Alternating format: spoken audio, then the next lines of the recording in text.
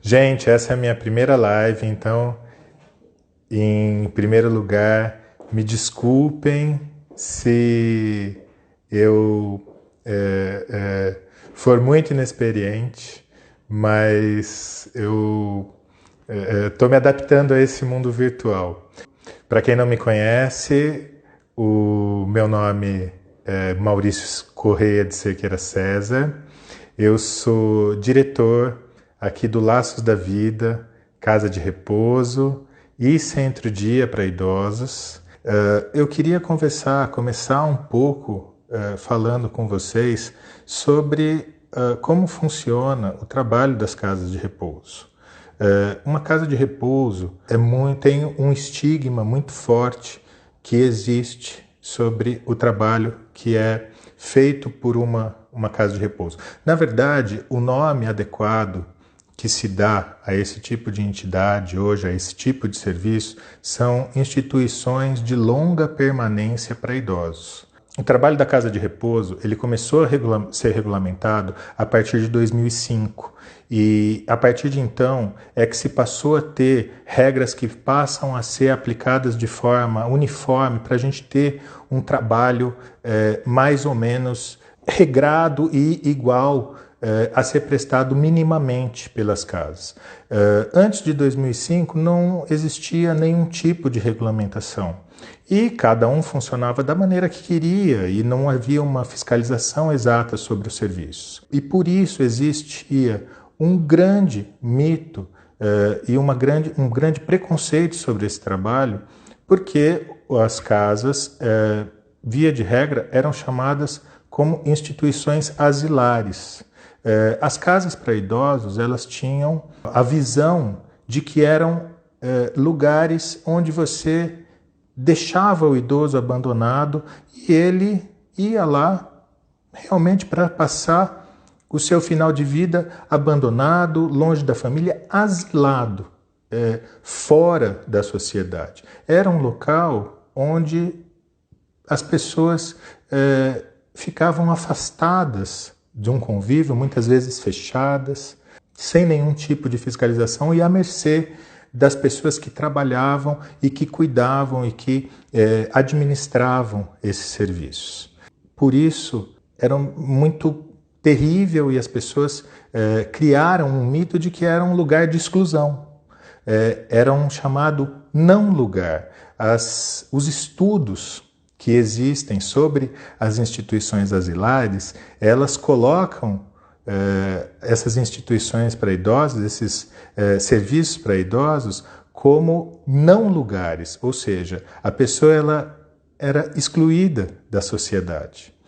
E a partir disso se criou um preconceito muito forte, principalmente ou especialmente no nosso país, sobre esse tipo de trabalho, porque era um lugar de exclusão, era um lugar de apartamento social da pessoa do idoso. E justamente porque também a gente tem que pensar que a nossa sociedade também vê o idoso de uma forma muitas vezes negativa e preconceituosa, como uma pessoa que já não tem uma participação social efetiva e que muitas vezes não merece o devido respeito, que acaba sendo alijado mesmo da própria família. A partir de 2005, nós passamos a ter um regramento que traz condições mínimas de funcionamento para as casas de repouso. Você passa a ter regras de número de trabalhadores mínimos, condições sanitárias, regulamentação de segurança ambiental, regulamentos para que você tenha uma construção adequada à figura do idoso, questões mínimas de preparação de alimentos, de manipulação de medicações, de necessidade de profissionais técnicos trabalhando e acompanhando as pessoas que residem nesses locais. E aí se usa uma terminologia técnica mais adequada para esse tipo de residência, que é a ILPI, a Instituição de Longa Permanência para Idosos, que se considera um nome mais adequado para ser utilizado, pelo menos tecnicamente, para essas instituições. Há outras regulamentações que utilizam ainda algumas nomenclaturas diversas, como casa de repouso, como clínica geriátrica, mesmo residência sênior, que é talvez uma nomenclatura um pouco mais moderna, um pouco menos carregada de uma simbologia negativa, hospedagem para idosos. Todas essas nomenclaturas passam a ser utilizadas comercialmente, inclusive para tirar aquele peso que a palavra asilo ou o nome asilo se emprega para esse tipo de residência. As instituições passam a serem regulamentadas e sofrer um controle estatal mais próximo e a terem obrigatoriedade de manter uma estrutura mínima, tanto técnica, profissional, como de higiene e de ambiente, estruturada para o atendimento do idoso. E por que as instituições, as instituições voltadas à pessoa do idoso passam a ter uma relevância maior sobre, inclusive para merecer um controle estatal mais próximo? O Brasil ele passou por uma transição demográfica, ou está ainda passando por uma transição demográfica que elevou muito rapidamente a expectativa de vida da população brasileira. E essa elevação da expectativa de vida, com uma combinação particular no nosso país, que trouxe elevação da expectativa de vida com baixa da natalidade do país, trouxe que nós tivéssemos uma elevação da nossa população idosa, ao mesmo tempo que nós tivemos uma baixa no número de filhos que as pessoas têm. A nossa população passou a envelhecer muito rápido e a necessitar de serviços especiais que pudessem oferecer cuidados específicos e uma nova forma de pensar a vida nessa terceira idade, como muitos falam, ou a partir dos 60 anos. As pessoas estão vivendo muito mais, muitas vezes até por uma melhora da qualidade de vida, melhora da qualidade de cuidados médicos, mas às vezes elas também acumulam o fato de viver mais faz com que elas acumulem certas doenças crônicas, hábitos de vida, fazem com que nós, ao longo do tempo, acumulemos mais doenças crônicas que acabam gerando, na nossa fase mais madura, um acúmulo de doenças, seja diabetes, seja pressão alta, seja doenças vasculares, que acabam influenciando na nossa qualidade de saúde e muitas vezes também na apresentação de processos demenciais ao longo das nossas fases, das nossas idades mais avançadas. As pessoas elas vivem mais com uma mudança também na nossa sociedade, que é quem cuida dessas pessoas. A gente tinha, antes dos anos 80, aquela grande quantidade de filhos, e via de regra, a mulher era uma pessoa que ficava destacada para cuidar dos seus pais na idade quando eles ficavam velhos. E com a entrada, com o ingresso forte da mulher no mercado de trabalho, como muitas vezes chefe de família, ela passa a não poder mais se dedicar a esse cuidado dos pais idosos quando eles deixando a sua vida de lado para simplesmente cuidar de pais com necessidade. Então, esse conjunto de mudanças, o aumento da expectativa de vida, a baixa do número a baixa da natalidade do brasileiro e também o ingresso fortemente da mulher no mercado de trabalho, está culminando hoje numa situação onde você tem idosos que vivem muitos anos com uma tendência a acumular uma grande quantidade de doenças crônicas ou muitas vezes processos de senilidade ou doenças demenciais que vão influenciar na sua qualidade de vida nessa idade muito madura. Aí hoje a gente inclusive discute, né? O idoso também mudou muito. Você vê pessoas com 60 anos que estão, como eu digo, queimando lenha, tão excelentes, tão bonitas, são pessoas jovens, interessantes, que estão curtindo a vida, que estão vivendo, mas que vão viver 80, 90, após os 90 anos. Então, como elas estarão depois? Quando elas tiverem 80, 90, nós temos um número hoje de centenários no Brasil muito grande também. As pessoas têm a expectativa de viver muitos anos, inclusive bater 90, 100 anos.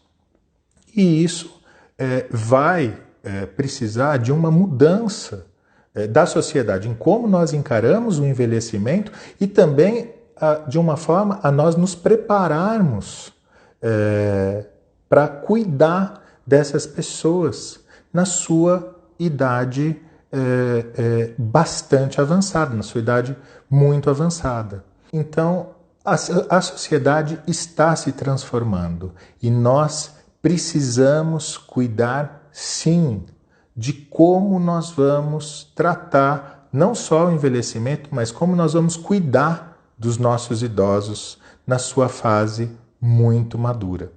Nesse sentido, as instituições de longa permanência se apresentam como um serviço de utilidade pública de extrema necessidade para um conjunto populacional que está envelhecendo muito rápido e que precisa pensar em como vai cuidar da sua população idosa. Existem questões práticas referentes aos cuidados das pessoas muito idosas que a gente precisa respeitar. O brasileiro, por exemplo, gosta de construir casas assobradadas. Como lidar com um idoso numa casa assobradada, sendo que um dos principais acidentes que costumam afetar a saúde do idoso é a queda. Então, todas essas coisas têm que ser repensadas. E, nesse sentido, uma instituição de longa permanência, ela vem para auxiliar as famílias e mesmo os próprios idosos a se cuidarem nessa fase mais avançada. Eu acho que a gente entra aí num segundo ponto da questão relacionada ao trabalho de uma instituição de longa permanência para idosos e mais propriamente de uma casa de repouso, que é para quem nós existimos, por que nós existimos. E nós existimos para auxiliar o idoso diretamente, mas também para auxiliar a família desse idoso. Quem são os nossos clientes diretos? Quem são as pessoas que nós atendemos? Quem é o nosso cliente? O nosso cliente direto é o idoso, aquele que nós cuidamos, que precisa do nosso trabalho intensivo diário. Mas quem decide vir, ou quem decide que está na hora de buscar o auxílio de uma casa de repouso, muitas vezes não é o idoso, e sim a sua família, que sente que chegou num ponto em que não pode mais oferecer um cuidado adequado para o seu idoso. Existem idosos, sim, nessa nossa nova sociedade, que são pessoas que muitas vezes não tiveram filhos, ou que não dispõem de família, ou que são estrangeiros morando no Brasil, que não têm família aqui, que têm uma cabeça muito lúcida, que têm domínio sobre a sua própria vida, mas não têm condições, ou não querem mais, ou não querem dar trabalho para ninguém, e que optam por buscar uma casa de repouso onde eles possam morar e ter uma série de serviços disponíveis, entretenimento, socialização, e todo o cuidado para que a sua vida seja estruturada sem que ele precise cuidar de uma casa diretamente. Então, existem dois tipos de idosos que são o público que hoje é assistido por uma casa de repouso. Aqueles que escolhem ir para uma residência de idosos, para uma residência sênior, para uma casa de repouso, e para que tenham cuidados durante essa fase de idade avançada, sem precisar propriamente montar toda essa estrutura em casa, ou ficar administrando, ou ter que se preocupar em ficar administrando essa estrutura em casa, que muitas vezes é inclusive mais, tem um custo-benefício financeiro muito melhor do que você administrar uma casa. É muito mais simples você pagar vaga numa casa de repouso do que administrar uma casa, administrar empregados, ficar pagando todas as contas do mês. Você tem uma vida muito mais racional se você é sozinho e não quer mais ficar se preocupando com aquilo, e ao mesmo tempo tem uma série de serviços e atividades disponíveis para você nesse momento da vida. Agora, tem aquele idoso que não participa dessa decisão, seja porque ele efetivamente não tem condições de tomar essa decisão sozinho, ou porque chega num determinado nível de exigência de saúde que a família não tem condição de prestar diretamente na sua casa.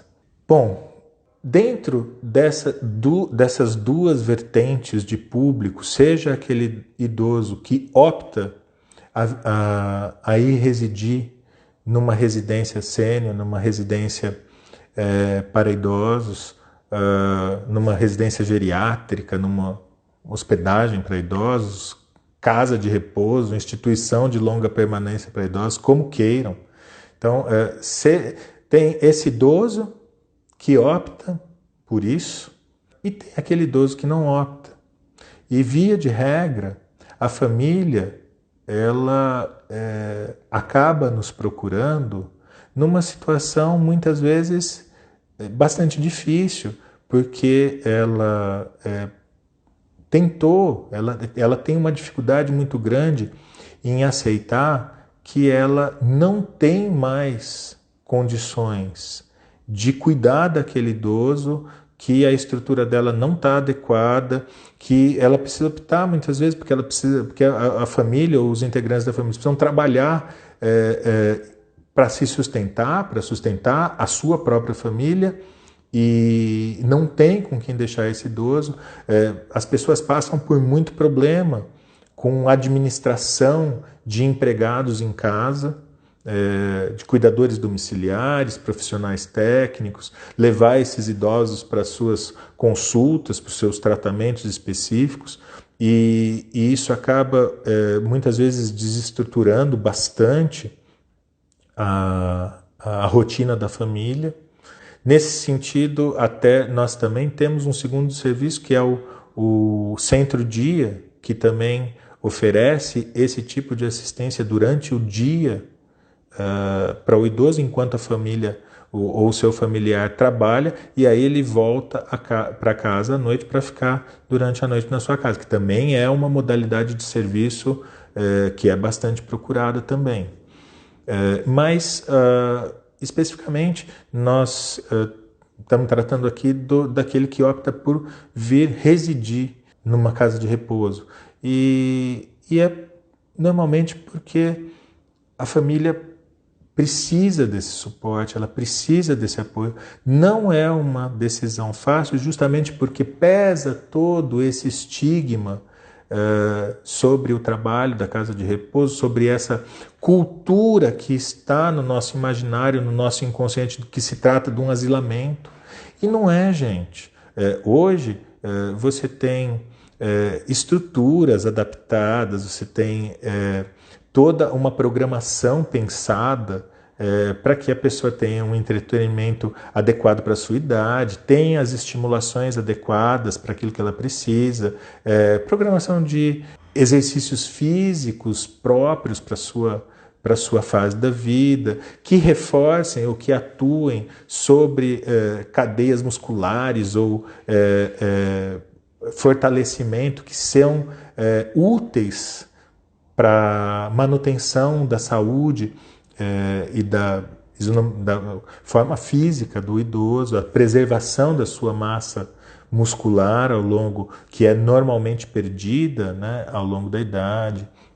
Tudo isso é incluso ou incluído dentro da programação e da rotina de uma casa, pensado em oferecer bem-estar e qualidade de vida para o idoso que reside aqui. Fora isso, no caso dos idosos mais autônomos, aqueles que têm uma condição de saúde e mesmo uma capacidade, às vezes, cognitiva que permita que ele aproveite mais essas atividades e possa usufruir melhor e se manter mais ocupado e ativo durante o tempo. Essas atividades são todas pensadas para que o idoso possa ter uma estimulação, uma socialização e um devido cronograma de atividades que seja adequado para a sua idade, que seja estimulante para a sua vida,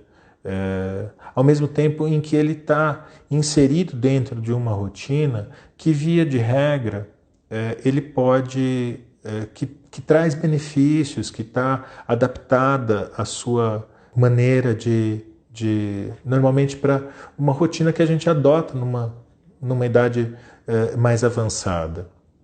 Tudo isso é oferecido por uma casa de repouso, justamente pela nova consciência do trabalho que é realizado. E não se trata de nenhuma prisão também, e nem de um apartamento da família, de uma segregação, de uma separação desse idoso da família. Via de regra, nós aqui, por exemplo, trabalhamos com a casa aberta. A pessoa pode visitar o idoso a qualquer momento.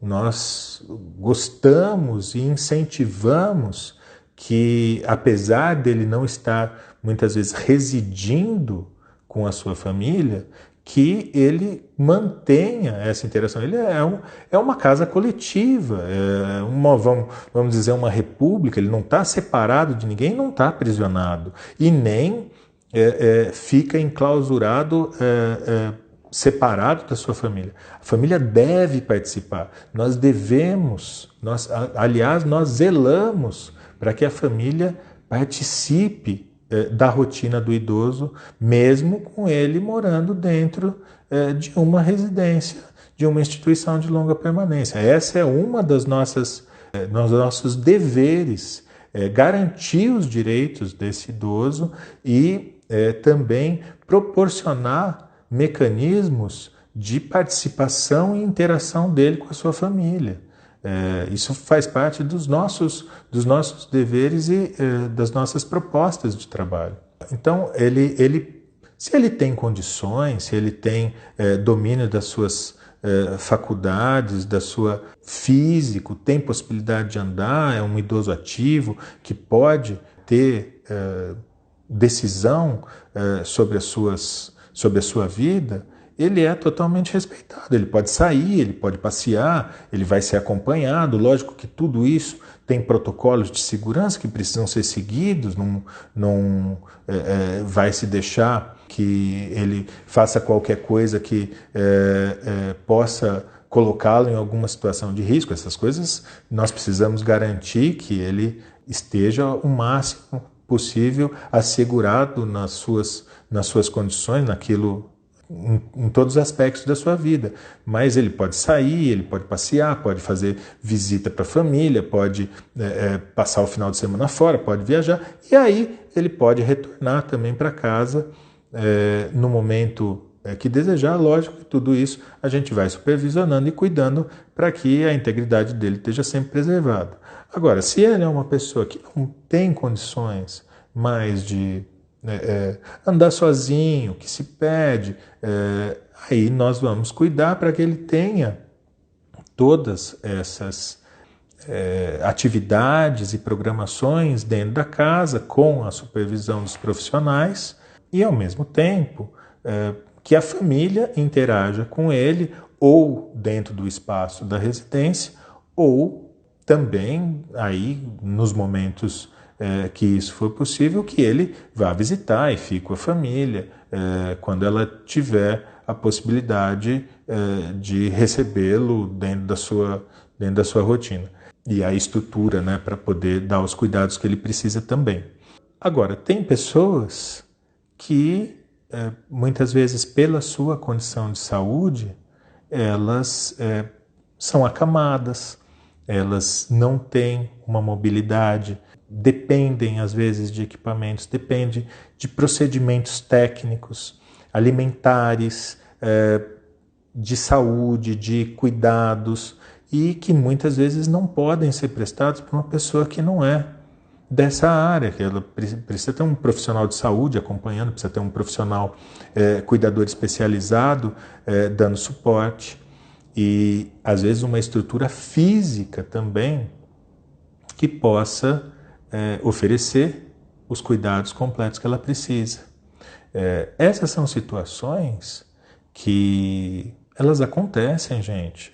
Infelizmente, essas questões são muito presentes dentro de uma sociedade que está envelhecendo muito rápido, com esse acúmulo de doenças. E sem pessoas, ou vamos dizer, sem uma estrutura familiar imensa, como você tinha antes.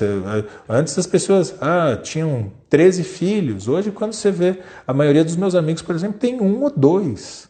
E você vai esperar o quê? Nós vamos esperar que esses filhos cuidem da gente quando a gente for velho?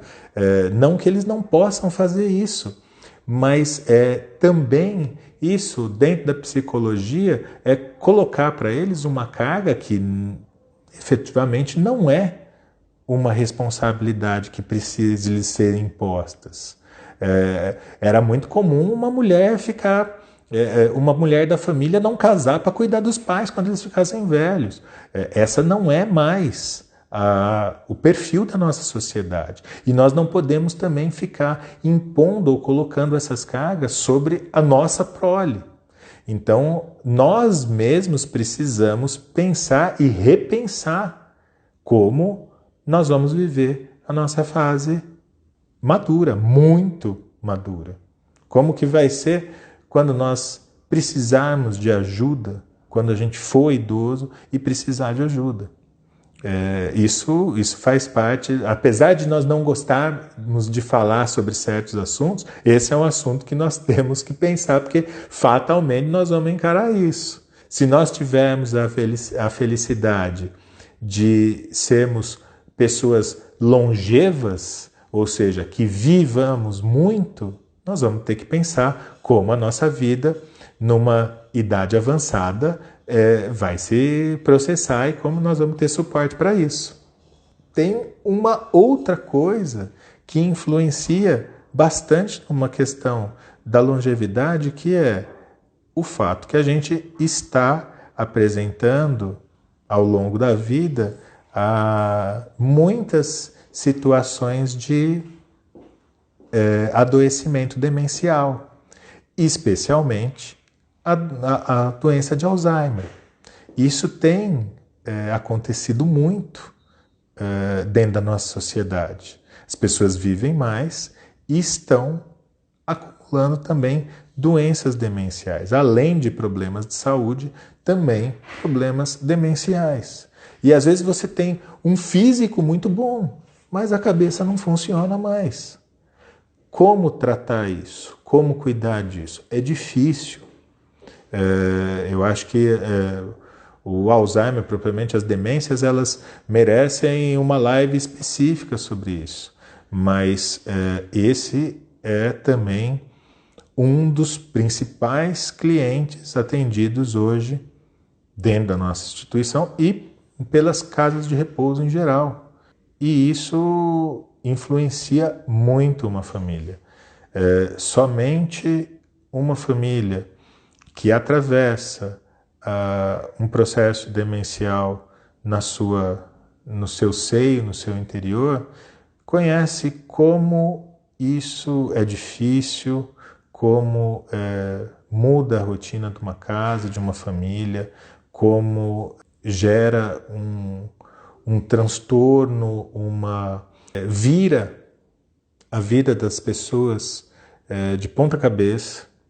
E sim, se a gente não busca ajuda para conseguir ter uma vida mais normal, mesmo na residência, numa fase, na própria residência da pessoa, numa fase especial, ou colocando cuidador, ou cuidando por um familiar, mas se não buscar ajuda, a tendência é que toda a família sofra com esse adoecimento. E muitas vezes a família não busca ajuda de um serviço especializado, de uma casa de repouso, de um centro-dia, porque sobre ela paira uma nuvem de que se ela não consegue cuidar sozinha, se ela tem essa sensação de que ela não consegue cuidar sozinha do seu parente, do seu ente querido que está apresentando uma doença desse tipo, é porque ela está falhando, porque ela não ama, porque ela está descumprindo um pacto de autoajuda com esse familiar querido. E não é isso, gente. E apartando ele da família, né? Segregando ele e colocando num asilo. Não é isso, gente. É muito difícil cuidar de um paciente com uma doença demencial. É preciso estar apto e preparado para isso. E às vezes a família não está. E não tem condições, e realmente o melhor que ela pode fazer é buscar ajuda especializada para fornecer esses cuidados que esse parente precisa. Isso não é demérito, não é vergonha, não é nenhum problema. Muitas vezes é a melhor opção para ajudar um parente que está enfrentando um problema dessa natureza. Eu queria muito, sempre quis conversar um pouco com as pessoas sobre isso, falar sobre esse problema. Eu sempre tive o sonho de trabalhar com o público idoso, sempre me achei uma pessoa apta a trabalhar com esse público, com essa população, e verificava na minha carreira anterior de administrador, gestor de saúde, que essa era uma tendência, que esse era um serviço que ia ser muito necessário, mas atuando diretamente e propriamente empresariando nessa área, eu notei que as coisas que pesam nesse ramo, o preconceito que pesa nesse ramo é muito grande. E eu queria muito trabalhar para que a gente amenizasse um pouco a visão que se tem sobre essas entidades, sobre as instituições de longa permanência para idosos, compreender o trabalho muito bonito, muito técnico, muito profissional e rico que a gente presta dentro dessas instituições, porque nós, ao convivermos com com tamanha maturidade, experiência, pessoas das mais variadas origens, que passaram por muitas coisas, que trazem uma carga de conhecimento, de histórias, de vivências extremamente interessantes. Gente, vocês não sabem como é enriquecedor, ao mesmo tempo é um exercício de crescimento, um amadurecimento diário que a gente tem trabalhando com o público idoso.